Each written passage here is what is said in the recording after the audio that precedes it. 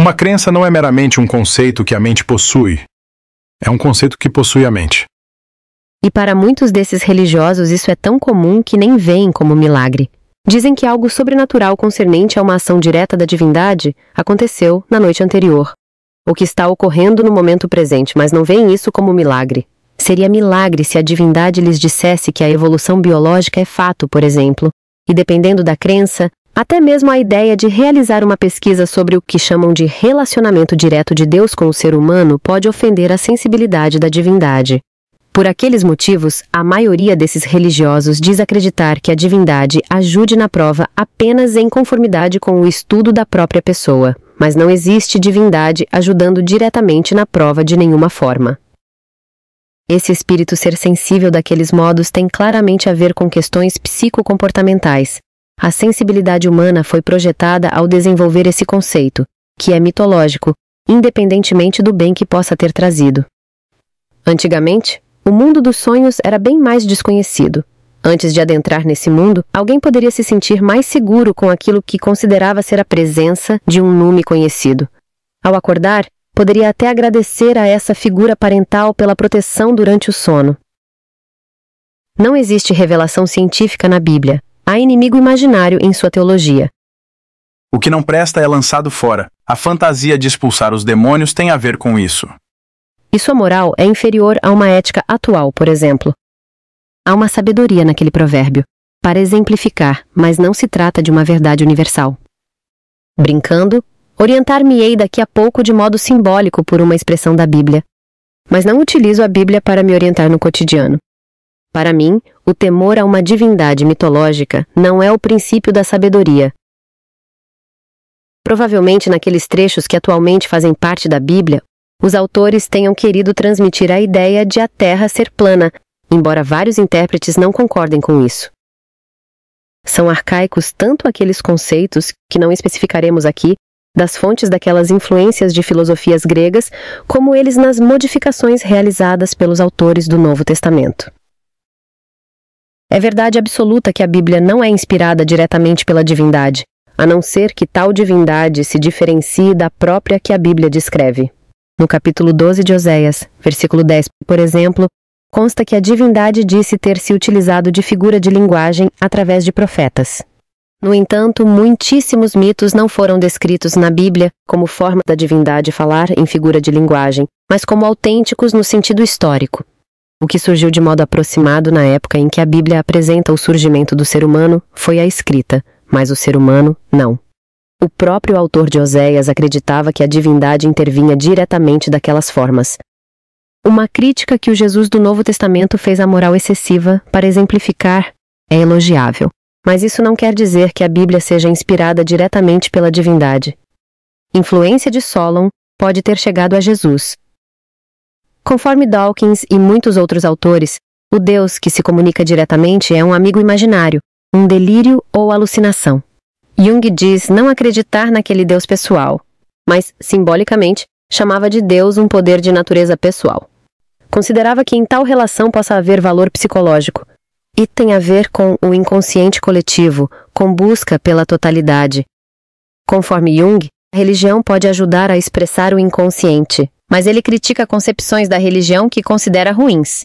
Considerava os demônios em esfera simbólica. A desmitologização proposta por Bultmann foi criticada por Jung.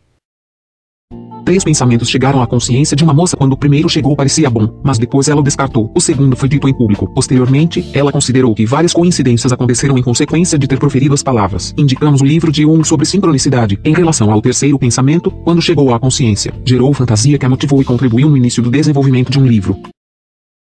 Para muitos crentes, muito da base para se viver tem a ver com a interpretação religiosa de conteúdos inconscientes. Não é que Deus escolheu falar diretamente através desse modo ou daquele. É que desses modos ninguém poderia demonstrar daquelas formas que ele não estava falando, nem os próprios crentes, entre vários outros motivos. Claro. Estou explicando por que considero que digam que Deus é real naquele sentido, mas invisível. Dizem que uma divindade faz daquele modo diretamente para testar a fé, por exemplo. Existindo um Criador, uma coisa que de fato foi dita indiretamente por ele, e podemos entender em nossa época é o seguinte: Ser ateu, deísta ou agnóstico no planeta não me desagrada. Perguntaram-me se eu era ateu ou crente.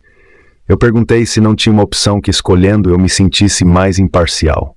Por serem imparciais em muitas coisas que não quero ser, os crentes, ateus e até agnósticos são comumente conhecidos. Afirmar que oração não tem relação com o sobrenatural não é imparcial, é verdade absoluta. Para os evangélicos, não é contraditória a ideia de considerar precisar que Deus fale através de um livro que acreditam que ele tenha começado a desenvolver há milênios, mesmo acreditando que ele possa falar diretamente quando o buscam. A intensidade dessa conversa depende daquilo que precisam dizer para defender o ego. Quando alguém lhes pergunta se a conversa é igual a de um ser humano com outro, respondem sim. E dizem que algumas vezes é Deus que inicia diretamente a conversa com eles. Se alguém pergunta se se trata então de inspiração divina igual a que consideram ter ocorrido com os autores da Bíblia, eles dizem não, por causa da convenção. Eles dizem que é apenas um tipo de iluminação. Interessante que eles se baseiam na Bíblia, mas a quantidade de livros que ela deveria conter não foi prevista por Jeremias, nem dita por Paulo. Conforme um método, o que existe é má interpretação de textos específicos. Não entraremos aqui nos méritos da consideração de que a Bíblia já esteja concluída. Agradando a divindade naqueles aspectos conforme o catolicismo, estará desagradando-a conforme o protestantismo, o qual considerou que havia livros demais na Bíblia. Está bem claro para mim que um Deus não fala de modo algum diretamente neste planeta. Conforme Wundt, o Deus superpessoal é um dos motivos que o cristianismo obteve a sua supremacia. A transformação do Deus pessoal numa divindade superpessoal é uma marca muito importante da religião mundial. Em suas palavras, por trás dessas duas ideias de representatividade que dominam a crença e o culto, há ainda uma necessidade adicional de um representante. A natureza religiosa exige que haja um Deus pessoal como representante daquele que foi exaltado. O Deus infinito postulado pelo intelecto religioso é incapaz de satisfazer a natureza religiosa, que é pressionada pelos cuidados e sofrimentos da finitude. Richard Dawkins discorre que o estripador de Yorkshire ouvia distintamente a voz de Jesus lhe dizendo para matar mulheres. George W. Bush afirma que Deus lhe disse para invadir o Iraque. É uma pena que Deus não tenha lhe concedido a revelação de que não havia armas de destruição em massa. As experiências religiosas são diferentes daquelas de pessoas com doença mental, no fato de que as pessoas que alegam tê-las tido são muito numerosas. E ele disse: se você teve uma experiência dessas, pode ser que acredite firmemente que ela foi real, mas não espere que o resto de nós acredite, especialmente se tivermos uma familiaridade com o cérebro e seus feitos incríveis. Conforme a psicanálise, a crença de que Deus fala desse modo com o homem tem relação com desejos de proteção parental, orientação e consolação. Ao escutar a chamada voz de Deus no coração, o indivíduo pode estar ouvindo necessidades e desejos profundos próprios. Tal fantasia pode ter relação com regressão, desejo de castração, desejos homossexuais inconscientes, etc. O próprio desejo inconsciente de participar de outra comunidade pode ser atribuído à vontade de Deus. No entanto, alguém pode ter muito desejo consciente de participar de outra comunidade, que é mais condizente com as exigências de seu superego, mas por medo, por exemplo, pode atribuir à vontade direta de Deus o não participar. O sujeito se afastava de agente repressor ao ser enviado por este e, com sua permissão, ultrapassava a entrada côncava, etc.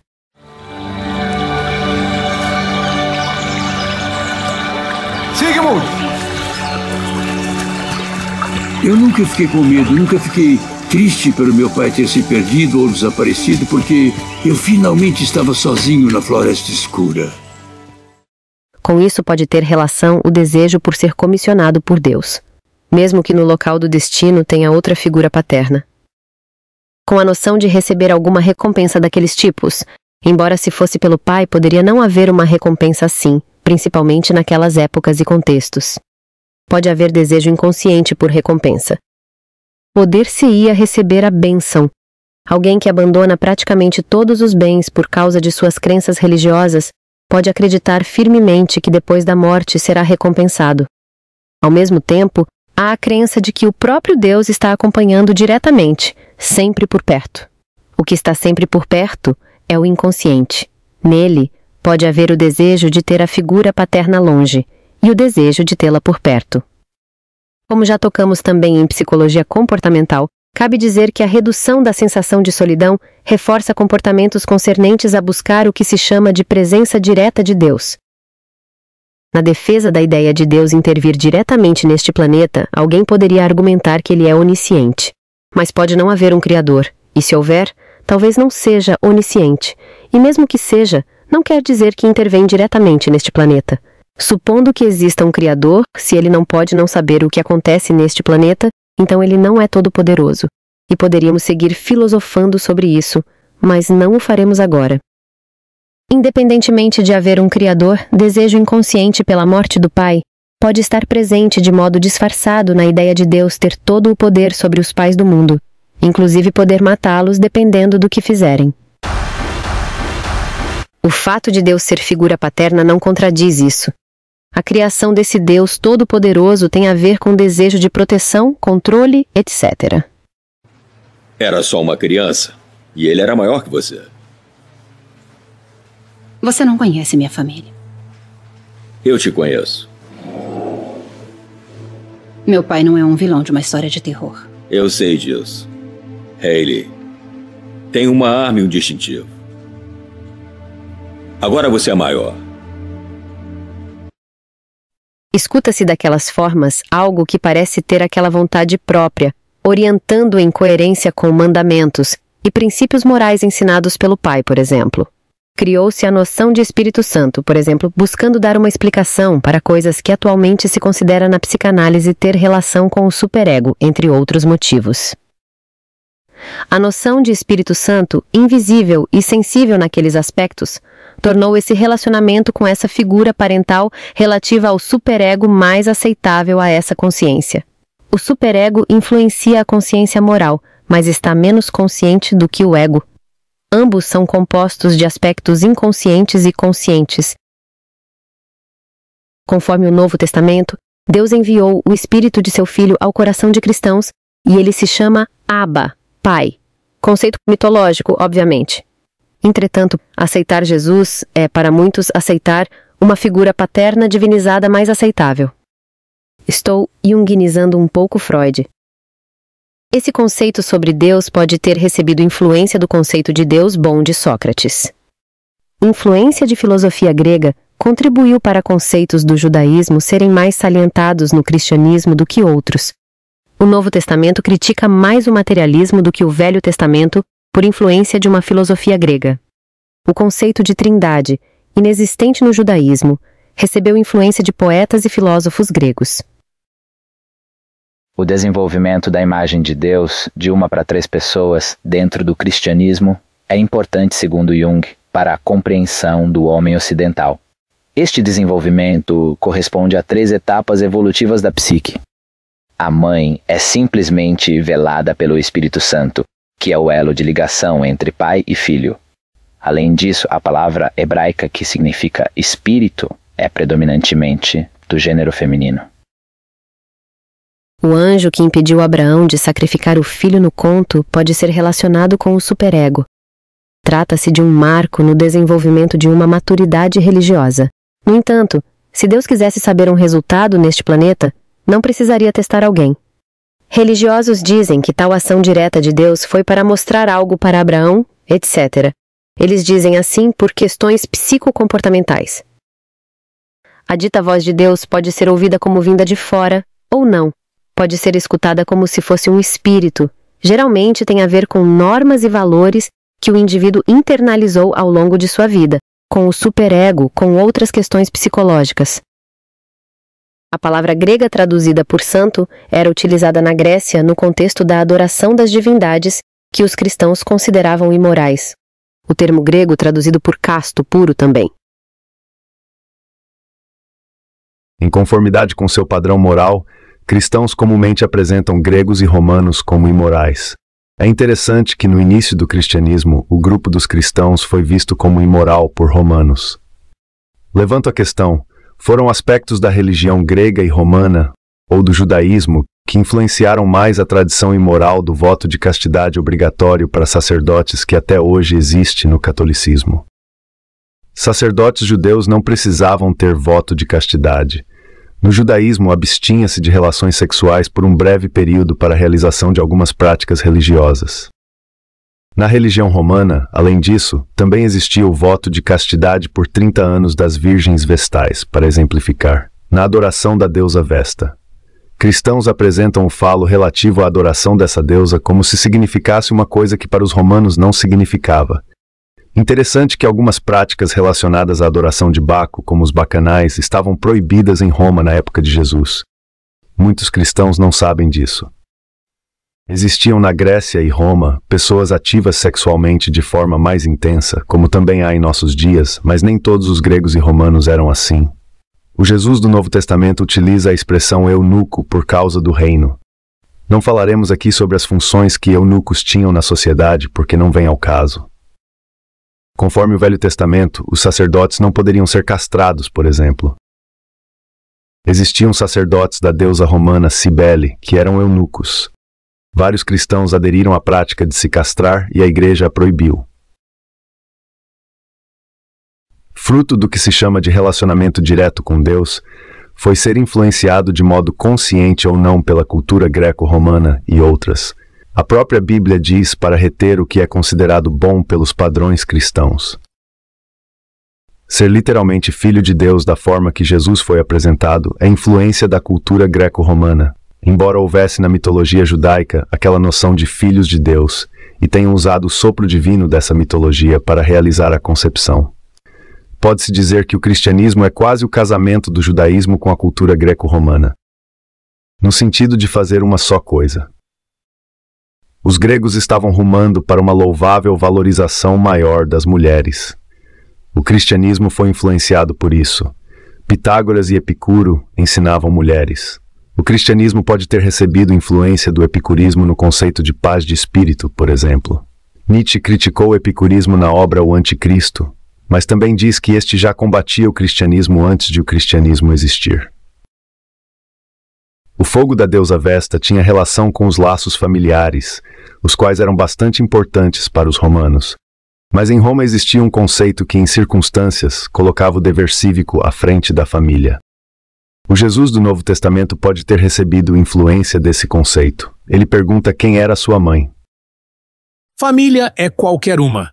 Importante que não agrida você criminalmente e que você não a agrida criminalmente. Podemos nos basear na lei brasileira nisso. Os cristãos condenam a poligamia, mas é algo normal no Velho Testamento fazer uma carne só com várias mulheres diferentes. Embora alguns romanos da elite tivessem concubinas, Agostinho escreveu que em sua época não era permitido formalmente ter mais de uma esposa conforme o costume romano. Sobre a prostituição sagrada, que estava presente em algumas práticas de adoração à deusa Afrodite, trata-se de um tema complexo que abordaremos em outro vídeo. Há quem diga que Sócrates morreu por amor à sabedoria. Na época de Sócrates, o poeta Eurípides considerou que o amor em excesso não traz mérito ao homem. Um conceito de Jesus de morrer por aquilo que acreditava pode ter recebido influência da morte de Sócrates, além das mortes de ditos profetas hebreus. Entre os motivos pelos quais estes morreram, não poderia haver uma crença influenciada por um período que ocorreu depois deles. Quando apenas a religião não ajudou, criaram em conjunto o direito. Ou será o contrário? Quando apenas um direito primitivo não ajudou, criaram em conjunto a religião. A expressão traduzida por Espírito Santo pode ser traduzida como vento sagrado. Vento, fenômeno natural, também foi interpretado em algum momento como espírito divino por povos antigos. A ideia de o espírito pairar sobre as águas recebeu essa influência. A palavra hagios foi utilizada por filósofos no sentido de sagrado, consagrado. Na Septuaginta, foi utilizada para traduzir o termo hebraico que é traduzido como santo. James discorre que a experiência com o que se considera ser o Espírito Santo pode ser poderosa a ponto de, através dela, alguém se libertar da dependência química, a ponto de uma vida ser transformada para melhor. Uma experiência filosófica também pode ser poderosa, no entanto, Uma experiência não religiosa como uma apenas filosófica teria tanto poder assim? Não desconsidero o poder dessa experiência religiosa, mas isso não quer dizer que tenha relação com o sobrenatural. E a experiência com o que se considera ser o Espírito Santo também pode levar uma pessoa ao que James chama de pureza excessiva. Ele diz o seguinte: a pureza não é a única coisa necessária, e é melhor que uma vida contraia muitas marcas de sujeira do que se prive da utilidade em seus esforços por conservar-se imaculada. Ele cita exemplo de pessoa que se tornou praticamente inútil para as demais por causa de suas crenças religiosas. Até olhar para outra pessoa passou a ser considerado um grave pecado por um rapaz do exemplo que ele citou. Quando dizemos que temos fé que o superego exista, não estamos dizendo que temos confiança absoluta de que exista. Estamos expressando humoristicamente a possibilidade de ser mito.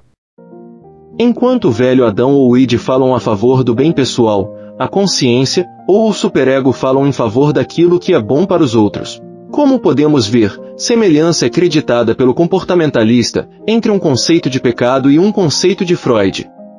Supondo que o superego seja mito, ainda assim explicar através desse conceito aqueles aspectos do que se chama de relacionamento com Deus estaria mais em coerência com a realidade que estou considerando do que aquelas explicações religiosas. Criação de mitos e concepções místicas tem a ver com complexidade em lidar com essa realidade. Tudo o que a Bíblia diz sobre o Espírito de Deus intervir diretamente neste planeta é mitológico. Não acredito que Deus tenha realizado diretamente alguns milagres que contribuíram para credibilizar, nesse sentido histórico, mitos como autênticos. Conforme o Novo Testamento, Jesus cita o relato da criação de acordo com o Gênesis. Além do milagre de criar todos os animais em 2 dias, uma divindade teria que ter feito outras coisas para que atualmente universidades ensinassem que todos os animais não surgiram na mesma semana, por exemplo. A mitologia cristã recebeu influência da mitologia do deus grego da medicina, por exemplo, o qual ressuscitou mortos. Seja qual for a influência que uma crença religiosa recebeu, não prova que não tenha sido escrita na Bíblia por uma inspiração divina. Mas saber que a ideia da Bíblia muito provavelmente recebeu influência da mitologia credibiliza bastante a crítica ao conceito de que não foi inspirada diretamente por Deus. Não se pode ignorar que houve um período helenístico. Além do estudo comparativo, estamos apresentando a versão de Freud e de Jung de que o mito tem a carinha do inconsciente. Religiosos dizem que no caso de Jesus aconteceram coisas que somente aconteciam na mitologia e apresentam os motivos pelos quais acreditam assim. Eu não acredito que Deus tenha intervindo diretamente neste planeta. Talvez nem exista Deus. Mas quem sabe de modo natural tenha acontecido algo fora do comum em conexão com narrativas mitológicas que Jesus escutou. Mas acho pouco provável que alguém que tinha morrido há 4 dias tenha ressuscitado.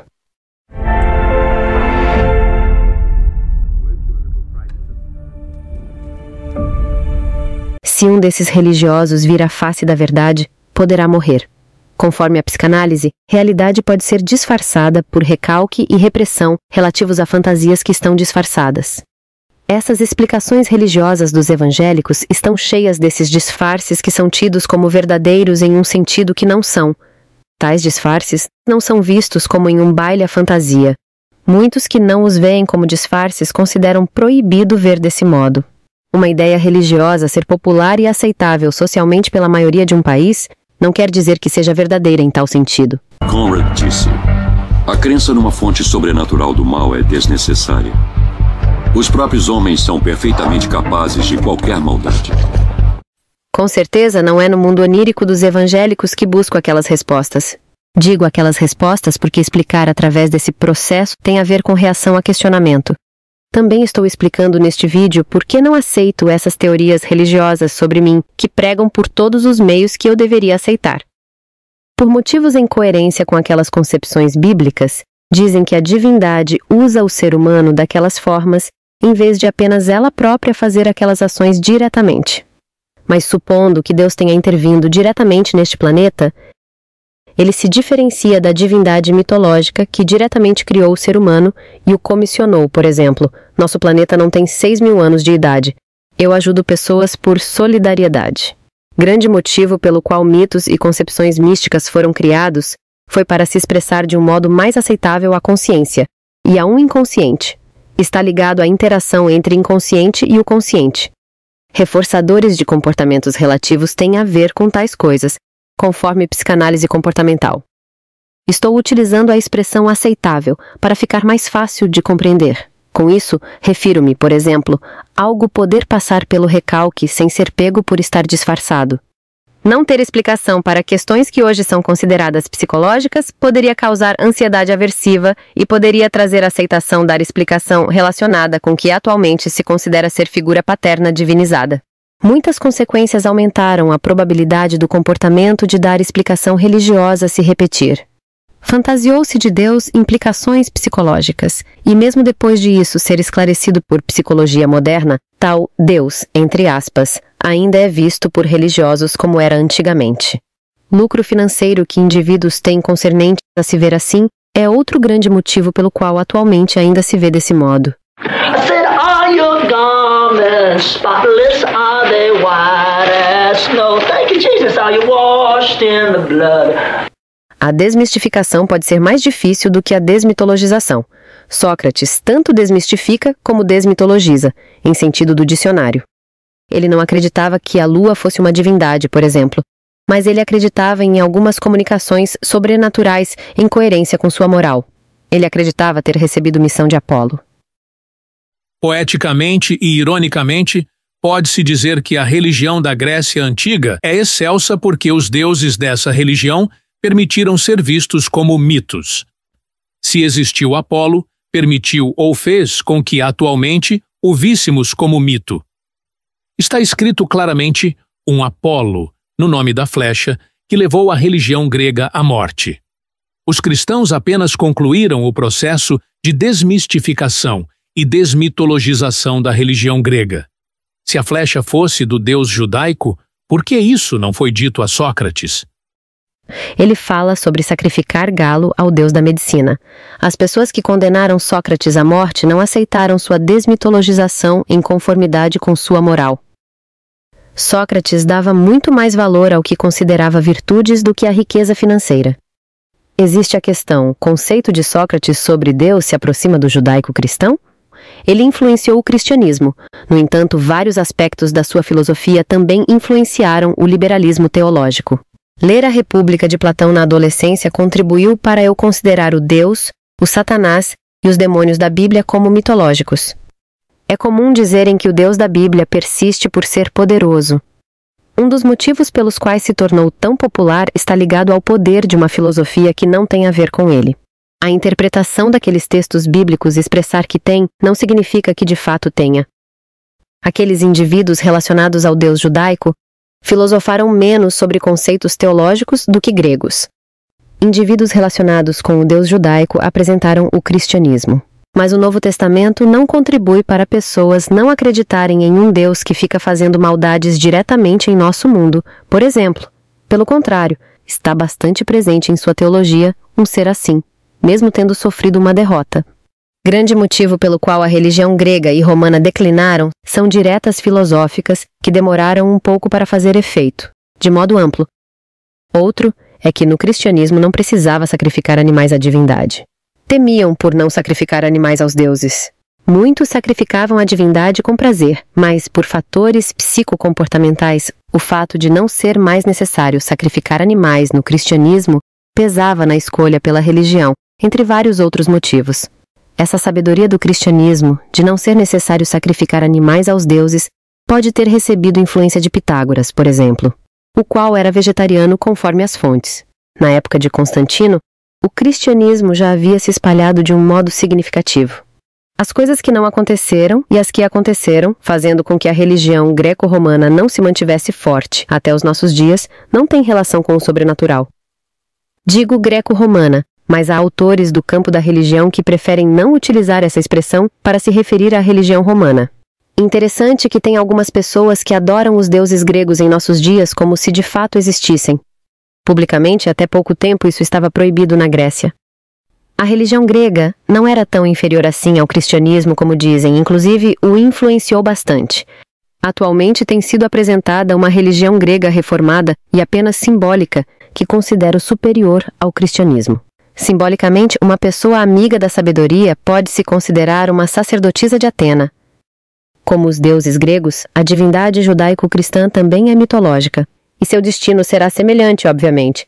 Talvez essa divindade seja até mais mitológica do que aquela divindade daquela religião. Não há como ter certeza. Talvez exista um criador, mas os deuses dessas religiões são mitológicos. Até o conceito humano de Deus Todo-Poderoso, por exemplo, pode não se aplicar a tal criador. Supondo que exista Deus, e o cristianismo acerte ao dizer que é todo-poderoso. Mas essa religião apresenta muitos outros conceitos sobre Deus que são mitológicos. Se os terráqueos não entrarem em extinção, em algum momento no futuro, a maioria deles verá os deuses dessas religiões como mitológicos. Muitos astronautas, por exemplo, já vêm desse modo. Não haver um tipo de reflexão que faz com que os deuses dessas religiões não sejam vistos assim, entre outros motivos que estamos apresentando. Esse tipo de reflexão é reprimido em alguns contextos religiosos, inclusive.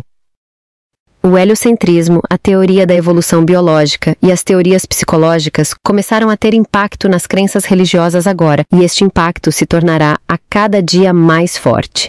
Galileu, por exemplo, viveu faz pouco tempo em relação ao tempo que quero me expressar, embora o heliocentrismo tenha sido proposto inicialmente por Aristarco.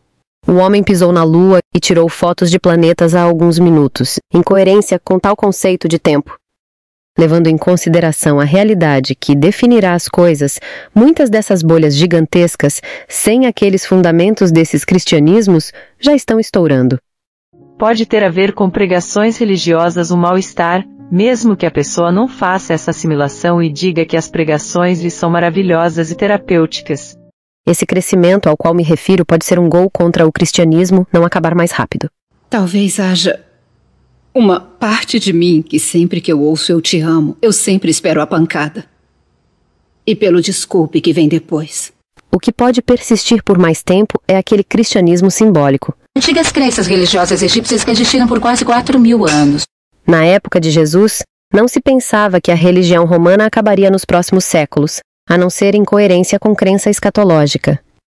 O cristianismo sobrenaturalista sofre um declínio em várias denominações, e acabará em algum momento nos próximos milênios, talvez até neste milênio.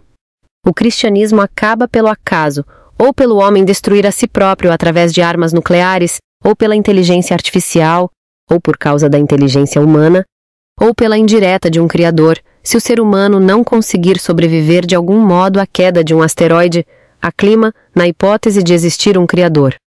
O que não teria a ver com aquilo que está escrito no Apocalipse, inclusive, provavelmente o autor expressou que aconteceria num tempo antes do nosso, e se referia a algo sobrenatural. E não contradiz a ideia de uma religião parecida com o cristianismo poder estar iniciando agora em algum planeta.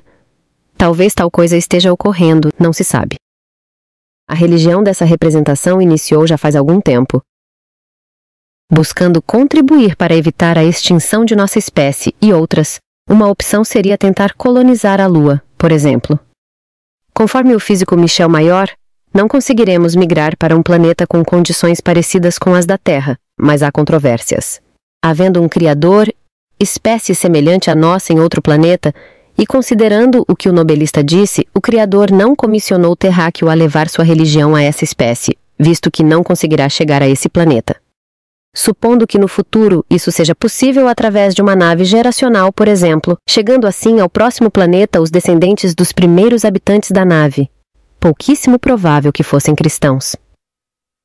Supondo que haja vida inteligente semelhante à humana em outro planeta, e os terráqueos nunca cheguem lá, no que os cristãos acreditariam, que lá há outro evangelho, que haverá se não houver, que o filho literal da divindade morreu lá também? A qualquer momento pode surgir uma religião superior ao cristianismo e começar a se espalhar em tempo relativamente rápido. Na obra O Futuro de uma Ilusão, Freud relaciona a religião ao complexo de Édipo e diz que, ao ser correta essa conceituação, o afastamento da religião está fadado a ocorrer com a fatal inevitabilidade de um processo de crescimento. Ele considerava que a sociedade tem de buscar modo superior para lidar com a sexualidade do que aquele apresentado pela religião. Considerava que a sociedade tem de buscar formas superiores à religião como meios de sublimação. Simbolicamente, faz parte da adoração à deusa da sabedoria criticar alguns conceitos. Os cristãos já falaram tantas coisas sobre a religião grega, base da minha religião simbólica, que acho que não se importarão se eu falar um pouco sobre a religião deles. Mesmo que tenham sido influenciados por pessoas que viviam na Grécia, isso não muda o fato. De modo aceitável socialmente, expresso assim simbolicamente o olho por olho que os hebreus adotaram da antiga Mesopotâmia. E apresento aos que querem me escutar a visão alternativa à religiosa. Além de alguns conceitos do Velho Testamento, conceitos de Sócrates podem ter influenciado o conceito do cristianismo de dar a outra face. O conceito desta religião de que as palavras não passariam pode ter recebido influência de conceitos de filósofos gregos. O de divulgação da mensagem provavelmente recebeu influência de conceitos da cultura helenística e romana. É quase certo afirmar que o cristianismo recebeu influência do conceito de comunidade universal e outros do estoicismo. Quando discorria sobre a ideia de Deus falar diretamente com o ser humano, Richard Dawkins, que disse ser cristão cultural, citou David Hume: nenhum testemunho é suficiente para estabelecer um milagre, a menos que o testemunho seja de tal natureza que sua falsidade seria mais milagrosa que o fato que ele pretende estabelecer. Homem branco entre 20 e 40 anos fugindo do local, e eu cito, alucinados pelas drogas. Relatos de testemunhas são dúbios. A ideia de uma divindade falar diretamente com o ser humano está presente na mitologia egípcia, grega, nórdica, hindu, judaica, cristã, islâmica e em outras. A expressão semelhante a Deus, assim tratada como uma vaga qualidade geral, toma-se excessivamente indeterminada, pois muitos deuses floresceram na história religiosa e atributos têm sido discrepantes. Às vezes uma divindade vinha diretamente. Quando lhe batia aquela preguiça, vinha um mensageiro. Dizem que anjo não se apresenta com aparência real para não cegar, por exemplo, mas o anjo ao qual se referem não se apresenta assim por inexistência mesmo. Os anjos e o Espírito de Deus apresentados pela Bíblia são mitológicos. E não há como saber se autores da Bíblia acreditavam que uma pessoa ficaria cega, por exemplo, se visse a aparência real de um anjo, visto que isso não consta nela, embora tenha referência àquilo que consideravam ser teofania. Palavra grega que não foi utilizada naqueles antigos textos gregos do Novo Testamento, epifania sim. Talvez, em texto que atualmente faz parte da Bíblia, o autor tenha querido passar a ideia de que anjo foi visto em aparência real por ser humano. Depois de verem um anjo conforme a Bíblia, ele disse: certamente morreremos porque vimos a Deus. Mas o livro não relata a consideração de que morreram por causa disso, ou a de que não morreram por não ser a aparência real de anjo. Contos folclóricos, crenças religiosas e as atuais lendas urbanas compartilham semelhanças. Por exemplo, em não ter qualquer relação com o sobrenatural. Surgem por fatores sociais, culturais e psicológicos. Apareceu o anjo do Senhor em uma chama de fogo, conforme a mitologia. Em seguida a divindade o chamou. Pesquisas arqueológicas atuais apontam que o conto bíblico da saída do Egito não é autêntico naquela perspectiva histórica. E aquela outra pesquisa aponta que DNA de cananeus está presente em populações judaicas atuais. Um religioso argumentou que isso se dá porque todos são descendentes de Noé. Mas os pesquisadores realizaram comparações com várias populações e obtiveram resultados diferentes. Independentemente do resultado, a ancestralidade comum não tem a ver com o conto de Adão e Noé, os quais são ficcionais. Os religiosos consideram que a divindade vem a comissionar quando quer. Na verdade, já acreditam estar comissionados daquela forma, mas para além disso, falam que pode ocorrer de Deus lhes negar fazer algo específico quando pedem. Segundo relatos, às vezes falou através de voz audível, outras apenas internamente, também através de sonho falou a divindade. Não há forma específica para como se comunicará em uma ocasião, o que dificulta aquela pesquisa, se bem que muitas pessoas acreditam que a divindade conversou diretamente na noite anterior, da mesma forma que se conversa com uma pessoa. Ainda tá doidão? Tô, mas só um pouquinho. É. Estava sozinho ou estava com alguém? Eu tava com alguém. Quem? Deus. Deus? É. Ficamos juntos, batendo papo. E foi muito legal. Seu pai batia na sua mãe também? Sim. Não. Devin! Você aqui agora! Segurei! Devin! Não, Devin, não morra, Devin! Tá bom, pronto! Devin! Devin! Tantas formas diferentes de se comunicar têm para mim claramente a ver com questões psicológicas, e não com comunicação direta de uma divindade exprimindo algo sobre onipresença, por exemplo. Vivem em um mundo que para mim é artificial, independentemente da responsabilidade que possa ter trazido. Muitas pessoas dizem que oração lhes ajudou mais do que a psicoterapia, mas mesmo que aquelas coisas tenham acontecido em consequência de oração, isso não muda o fato de oração não ter nenhuma relação com o sobrenatural. Talvez oração tenha relação com parapsicologia. Oração pode ser estudada no âmbito da psicologia, neurociência, etc. Coisas relativas ao inconsciente que são vistas como sobrenaturais e sadomasoquismo podem ser reforçadores que contribuem para que as pessoas participem de reuniões religiosas. Em aspectos, orar está sendo interpretado pelo cérebro de modo semelhante a uma conversa com outra pessoa, como podemos ver nas imagens acima do estudo de Newberg, que é judeu reformado. O mesmo pode ocorrer quando uma pessoa ora regularmente a uma divindade que um cristão considera não existir, por exemplo. O cristão poderia dizer que o Deus verdadeiro fala diretamente com esta pessoa por graça. Em minha consideração, oração não tem relação com o sobrenatural. Quanto maior a crença religiosa, maior o impacto no cérebro. A prática trazer paz e diminuir um medo não quer dizer que tenha relação com o sobrenatural. Isso reforça comportamentos concernentes à prática.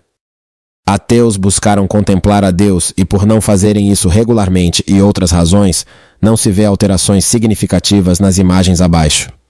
Cristãos dizem que Deus quer falar diretamente com os ateus, por que então não aproveitou a oportunidade?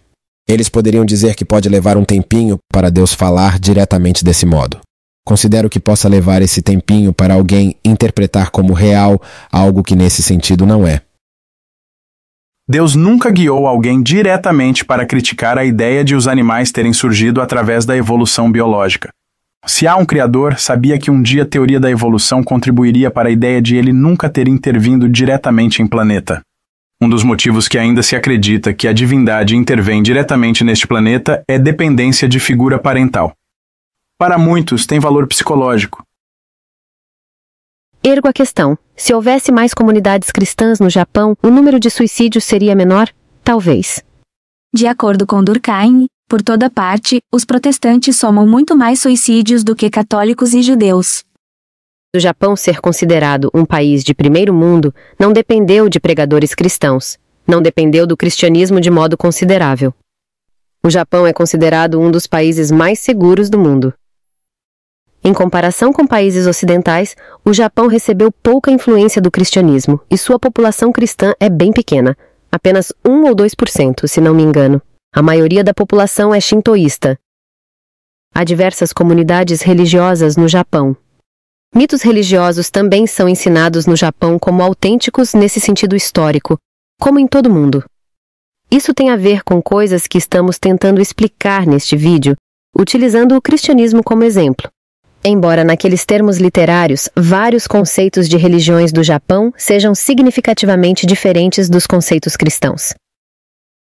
Não acredito que uma divindade tenha dito diretamente para alguém neste planeta algo que para nós foi uma grande descoberta. Quanto mais essas falas de cultura evangélica que, conforme a teoria, estão de modo tão claro relacionadas a essas implicações inconscientes que estamos apresentando. Grandes cientistas da humanidade devem a maior parte de suas descobertas ao talento do inconsciente. Ou eram intuições, ou as sonhavam. Ou eles as intuíram por um processo que não deve nada ao raciocínio de modo consciente. Achados de grandes inventores foram sonhados ou intuídos, sem raciocínio consciente.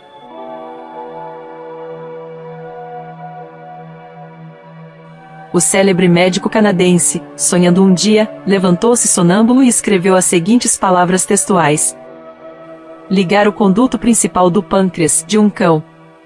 Esperar algumas semanas, até que a glândula se atrofie. Cortar, lavar e filtrar a secreção. No dia seguinte, não se recordava de nada daquilo que escrevera.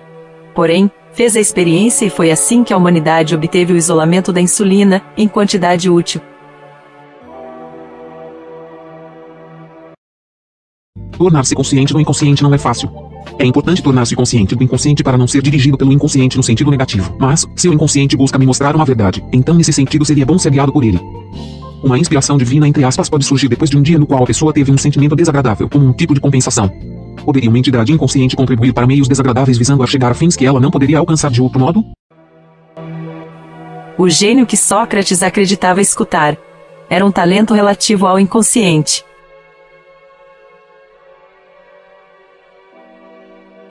Antigamente, a mentalidade do povo não captou essas questões inconscientes. Podemos mencionar a criação da ideia de que os artistas eram inspirados por musas. Artistas dizem com frequência, hoje não estou inspirado. Eles não estão inspirados pelo próprio inconsciente. O professor Han Hassin, da Universidade Hebraica de Jerusalém, conduz uma pesquisa inovadora sobre processos inconscientes. Ele apresenta a teoria de que inconsciente pode realizar algumas funções cognitivas que tradicionalmente eram atribuídas apenas à esfera consciente. Falávamos sobre esse tipo de razão inconsciente no vídeo sobre a dita presença de Deus. A teoria de Hassin desafia a visão tradicional de que apenas de modo consciente se pode executar determinadas funções. Se os evangélicos escutassem de fato a voz de Deus diretamente, falariam coisas bem mais interessantes. Contraditório é atributo de Deus, se ele falou todas essas coisas que os evangélicos católicos e muçulmanos dizem que ele disse. Provavelmente, o próprio Jesus também construiu concepções em algo que atualmente por muitos não é visto como rocha. O Espírito Santo citado pelo Jesus do Novo Testamento não existe, a não ser em esfera simbólica. O máximo que um ser humano escutará são conteúdos inconscientes. Até alguns evangélicos levantam a questão se o tal Espírito Sagrado que intercede com gemidos inexprimíveis é Deus. A resposta é que se esse Espírito for Deus, é de acordo com a mitologia. E se estiverem se referindo ao Deus da Bíblia que consideram conhecer em parte, volto a afirmar, também é mitológico. Sarcasticamente, alguém disse que o próprio Paulo disse sobre o Deus judaico-cristão ser um dos deuses de um panteão grego, aquele que por eles era desconhecido, se bem que o Deus cristão recebeu influências que eles conheciam. Alguém pode dizer que ser guiado pelo Espírito deu certo. Outra pessoa que não é mais evangélica pode considerar que não foi bem-sucedida por ser guiada por aquilo que chamava de Espírito de Deus. Aquele rapaz diz que hoje consegue perceber que no passado havia rumos bastante fáceis para conseguir realizar seu sonho, mas foi guiado por aquilo que chamava de Espírito de Deus por um rumo em que o sonho não se realizou. Embora na Bíblia o tal Espírito não tenha sido relacionado especificamente como alguém que guia a realizar sonho assim, o rapaz acreditava que pudesse realizar esse sonho sendo guiado por aquilo que considerava ser o Espírito de um Deus que atende aos desejos do coração. Atualmente, explicações religiosas não lhe interessam.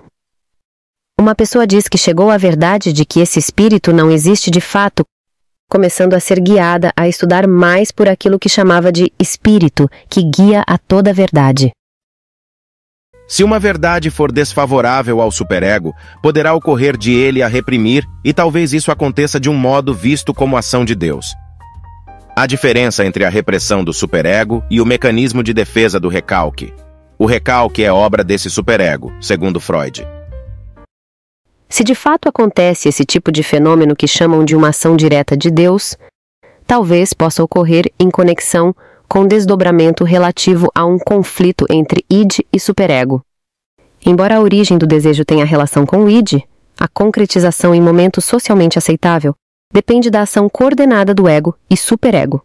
Aqueles desejos do coração se tornam aceitáveis para aquela comunidade cristã apenas quando há a consideração de que vieram diretamente de Deus, que tenham sido realizados por ação direta de Deus. O demônio corresponde ao ânimos, o qual, como a ânima, estabelece uma relação entre o consciente e o inconsciente. A escrita foi uma das invenções mais significativas da humanidade. Grande motivo pelo qual textos foram considerados sagrados tem a ver com a importância da escrita. O conceito de Deus, figura paterna, inspirar diretamente alguns a escrever, tem ligação conforme a psicanálise, com o fato de que entre os hebreus, por exemplo, os que aprendiam a escrever eram ensinados pelo pai ou figura paterna. Naquelas épocas, não se compreendia as fantasias, pensamentos automáticos e sonhos da forma que compreendemos atualmente.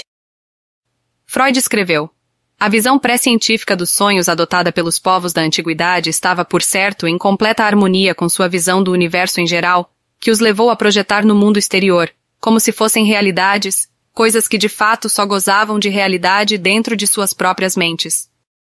Se uma pessoa se lembrava do sonho que chegou de forma aparentemente autônoma, poderia considerar isso como vindo de demônios, como sendo mensagem de Deus ou de anjo, etc. Por causa do pensamento, da emoção e do sentimento, um rapaz pensou assim: Deus me iluminou. Tornou-se consciente em um aforismo com frases praticamente prontas. Alguns ajustes foram feitos ao redigi-lo. Dias anteriores ele havia buscado solucionar um problema que a reflexão que se tornou consciente praticamente pronta resolveu. O que de fato aconteceu? Algo na cabeça. Construiu a reflexão do aforismo sem o rapaz perceber, e quando ele percebeu, pensou ter sido iluminado pelo Espírito de Deus. Inconsciente pode fazer coisas que faz uma pessoa pensar que é Deus. Está assim na Bíblia. E projetando ele isto, eis que em sonho lhe apareceu um anjo do Senhor.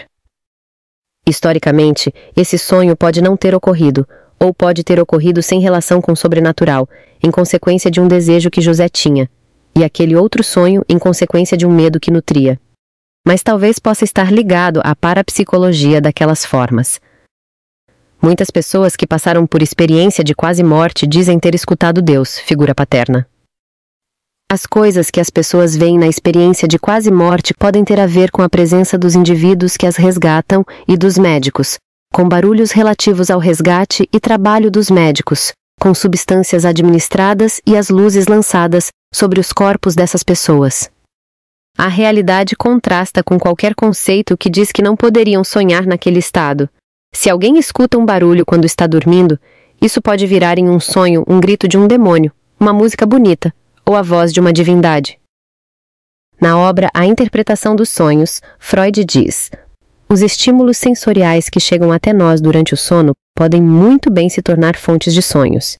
Ele cita experimentos concernentes. Mais exemplos. Se uma parte do corpo ficar descoberta enquanto dorme, a pessoa pode sonhar que está nua no Polo Norte.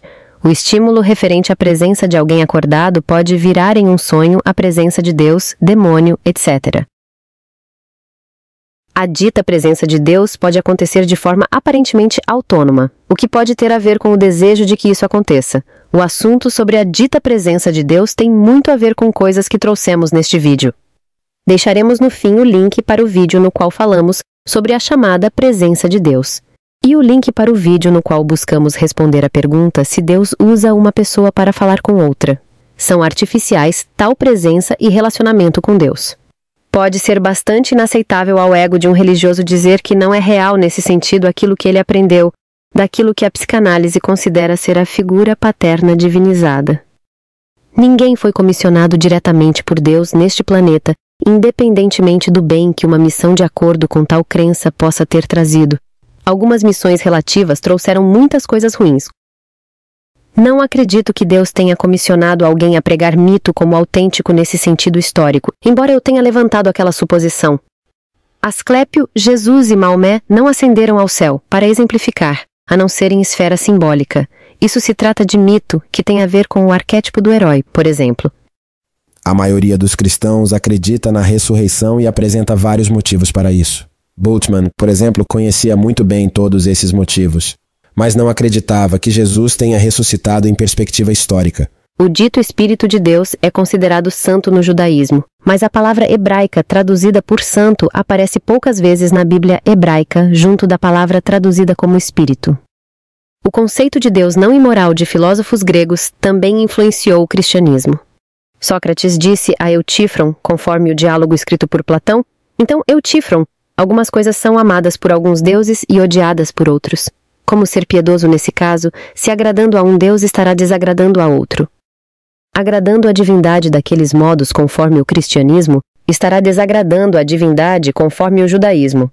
Tanto o Deus judaico como o Deus judaico-cristão são mitológicos.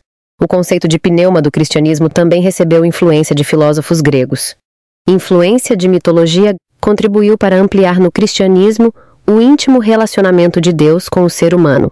Inquestionavelmente contribuiu para haver muitos casos de pessoas possuídas por demônio no Novo Testamento. ações da divindade mitológica do Velho Testamento e ações que supostamente seriam do Espírito Santo não foram consideradas éticas por vários teólogos. Dependendo da perspectiva, o dito Espírito Santo pode ser visto como imoral. O Jesus do Novo Testamento disse que o Espírito os orientaria. Como dissemos em vídeo anterior, em muitos casos, pode ser melhor ser orientado por si próprio do que por terceiros. Mas o dito Espírito Santo estar relacionado com o que hoje se considera como entidade inconsciente rigorosa é grande motivo pelo qual moral excessiva se tornou um problemão no cristianismo. Geralmente o superego das pessoas é rigoroso. E dependendo da pessoa, pode ser muito rígido. Não existe neste planeta uma divindade convencendo diretamente as pessoas de que a sua vontade é participar de concepções imensamente inferiores do que aquelas que a sociedade já alcançou. Defesas humanas que protegem de sofrimento e lidam com este foram interpretadas como tendo relação com o sobrenatural, mas esta relação inexiste. O sexo desregrado pode causar sofrimento, sem dúvida, mas ter uma sexualidade muito regrada também. E quando me refiro a ser muito regrado, falo de um modo amplo. Por exemplo, ter um forte desejo de escutar uma música, mas por não ser cristã, nunca a escutar. A agressividade de um cristão pode ter a ver com sexualidade muito regrada. Uma primeira pessoa participava de uma sexualidade mais desregrada e considerou como bom passar a ter uma sexualidade mais regrada. Uma segunda pessoa participava de uma sexualidade muito regrada e considerou como bom passar a ter uma sexualidade menos regrada. Uma terceira pessoa sempre considerou como bom ter uma sexualidade menos regrada do que a de cristãos. Já se considerou como característica de cristão ideal participar de moral que vemos como excessiva, já se considerou como característica de cristão ideal criticar moral excessiva, e já se considerou como característica de cristão ideal as duas coisas em perspectivas diferentes. Ambas podem ter a ver com exigência de superego. Talvez isso tenha a ver com aquele equilíbrio que falamos no outro vídeo, mas não tem a ver com a ação direta de divindade levando necessidade de contexto em consideração. Interessante que existe um conceito de que o Novo Testamento retrata características de um Jesus moralista que contrastam com características de outro Jesus não moralista que também retrata. Nietzsche via assim. Jesus disse que o Espírito não falaria de si, mas tudo o que tivesse ouvido. Entretanto, Jesus não se referia em figura de linguagem ao que atualmente se chama de superego. Na obra O Mal-Estar na Civilização, Freud considera que a severidade do superego não corresponda simplesmente à severidade da educação. Ele pondera que na formação do superego e no surgimento da consciência, fatores constitucionais inatos e influências do ambiente real atuem de forma combinada. Tem relação com diversidades relativas, em conformidade com essa linha de pensamento, as várias formas de interpretar o dito Espírito Santo na história do cristianismo. O superego se forma na infância, mas, ao longo da vida, em resposta a novas experiências, passa por ajustamentos. Viver em comunidade naquele formato, o qual recebeu influência grega, não é para todos. Muitas pessoas que querem viver em comunidade assim, não querem que tal tenha a aparência de nenhum cristianismo o máximo possível. Um cristianismo foi a pior coisa que aconteceu na vida de muitas pessoas. Pesaria na escolha dessas pessoas por uma comunidade o fato de estar pautada daquele modo em abordagens psicológicas atuais. Não é caso de dessensibilização para conseguirem participar de outro cristianismo, nem de reestruturação de ego em coerência com outro cristianismo.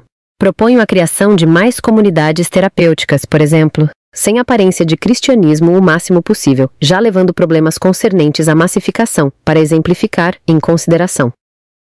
Um rapaz pode pensar no pênis de outro, e talvez em uma conexão acausal, sua mãe compre banana naquele dia. Uma pessoa pensou, Deus me levou a ter esse pensamento heterossexual referente a casamento por causa daquele pensamento homossexual que tive. Conforme a psicanálise, isso ocorre por causa da moral humana e o inconsciente. Unindo as abordagens do inconsciente, talvez esses acontecimentos envolvam superego, sublimação, compensação e conexão acausal. Talvez tenha a ver com ilusão. Indicamos o vídeo com o título Conhece-se uma religiosa sobrenaturalmente depois da não religiosa? Deixaremos o link para ele no final. Quietinho! Quietinho!